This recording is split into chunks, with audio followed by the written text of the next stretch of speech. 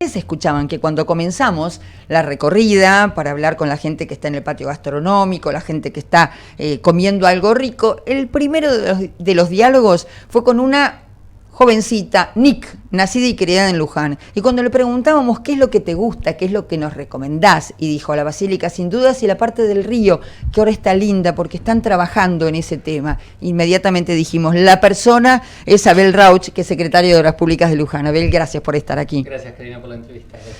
No, por favor, al contrario. Bueno, arranco por eso. Mira, hace instantes nada más una jovencita, creo que el nombre es Silvina, que estaba acá con su mamá, su hermana y una amiga, que son de Luján, decían, bueno, durante muchos años el río estuvo más olvidado y sin embargo hoy están trabajando y está linda esa zona. Sí, Luján tiene una historia medio traumática en relación al río en la última década, si se quiere. 2014 y 2015 fueron años de inundación donde, bueno, hubo imágenes en los medios nacionales que el agua incluso llegó a Basílica.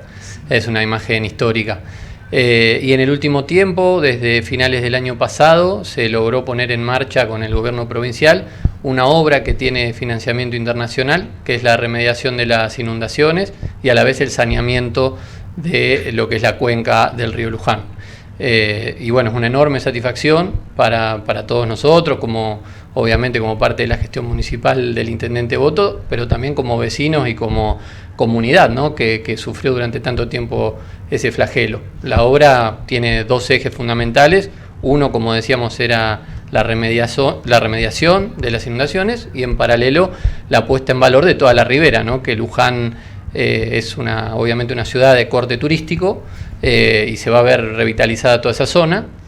Y en paralelo también, en lo que vos decías, como comunidad y como lujanenses, el lujanense tiene la característica de no llegar al río, históricamente, ¿no?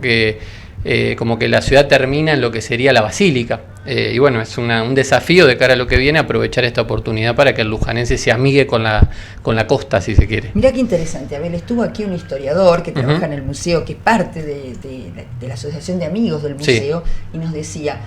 nos contaba la historia de, a partir de las inundaciones, aquel famoso terraplén que se hizo en la vera del río y que un poco como le ocurre a la ciudad de Buenos Aires, el ciudadano promedio se puso de espaldas al río. Al contrario de lo que ocurre en París o en Roma o en cualquier otra ciudad grande, Bonn, donde las grandes ciudades se hacen en torno al agua. ¿Cuál es la planificación que vos como un hombre joven relacionado con esto tenés para con esa ribera? Bueno, es muy importante la oportunidad, por eso lo pongo en valor. Esto es una obra que ocurre una vez cada 100 años. ¿No? La ribera que hoy ven, quien viene a Luján, es una obra de principio del siglo XX. O sea, hoy la gestión del intendente tiene la oportunidad de darle ese perfil y esa característica quizás a los próximos 100 años, ¿no? Y desde ese punto, digo, hay ejemplos más cercanos. Una ciudad como Paraná, por ejemplo, tiene una costa impresionante y la gente va y vive el deporte, el encuentro, el mate de cara al río, ¿no? Y creo que por ahí vamos. Obviamente el intendente tiene una mirada muy proactiva respecto al tema. Hemos tenido reuniones con provincia, con las empresas que están trabajando para ya ir definiendo cuál va a ser esa característica. Puede tener una semejanza histórica, relación con Luján. Luján es la cuna de la paleontología también, además de todo lo religioso. Entonces, bueno, seguramente la nueva ribera va a tener esa característica.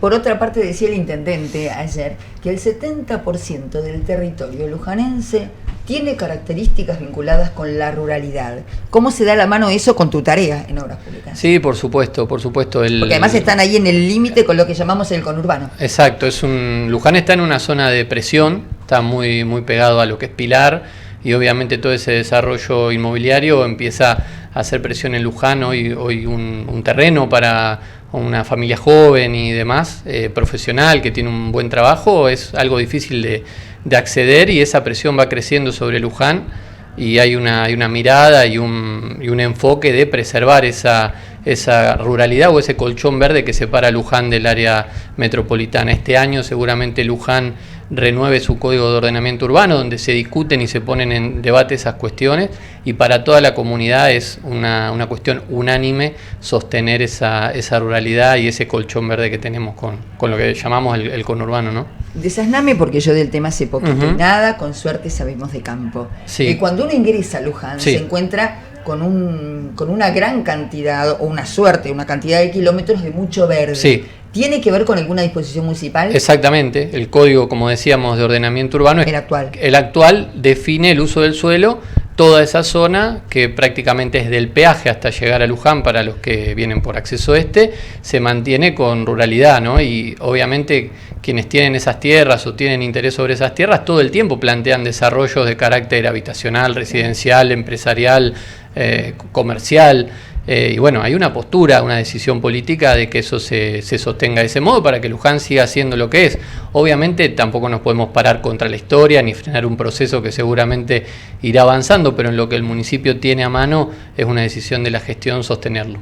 Otra pregunta, agradeciéndote enormemente que favor. estés aquí. Uno cuando piensa en la Basílica inmediatamente piensa en el turismo, en el turismo religioso, como se suele llamar, y en el turismo que viene a Luján. Y pienso otra vez en el río. ¿Hay algún vínculo o está pensado algo que vincule ese camino de la religiosidad con el río? Es muy buena la pregunta.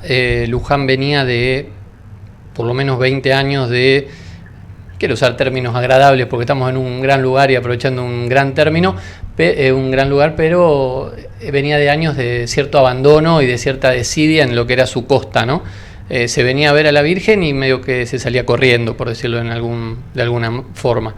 Desde el año 2019 la decisión del gobierno municipal ha sido recuperar esos lugares que estaban con concesiones vencidas, con titulares que no pagaban ningún tipo de canon. La propia terminal tenía cuestiones muy irregulares. Bueno, de ese tiempo a esta parte se ha ido ordenando y a mediados del año pasado se licitó un proyecto que también fue, si se quiere, un preludio de la época que estamos viviendo, de esto de la combinación público-privada, y se ha licitado todo lo que es la costanera del río, que es un proyecto que se llama Entre Puentes, y se está poniendo en valor todos los locales que dan de cara al río. Entonces por eso te decía que justamente tu pregunta viene a colación, porque es la Basílica, el nuevo río y en el medio Entre Puentes. Así que fantástico.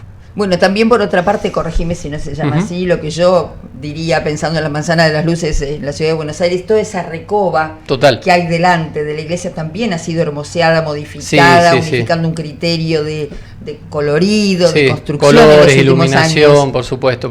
El Parque Ameguino, que está detrás de los museos, también fue recuperado a su estado original, era un proyecto de Carlos Tais, también de esa época dorada, por decirlo de alguna manera, de principios del siglo pasado.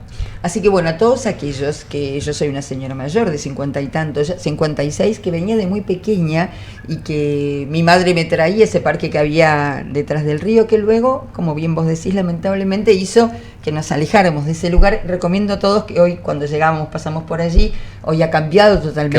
Que vuelvan. Su fachada pueden volver. Y hoy también es una buena oportunidad porque hasta las 9 pueden llegar aquí a Expo Luján. Por supuesto. Te agradecemos muchísimo, Abel. A ustedes y a todo Chacra por estar acá, que seguramente prestigian esta expo.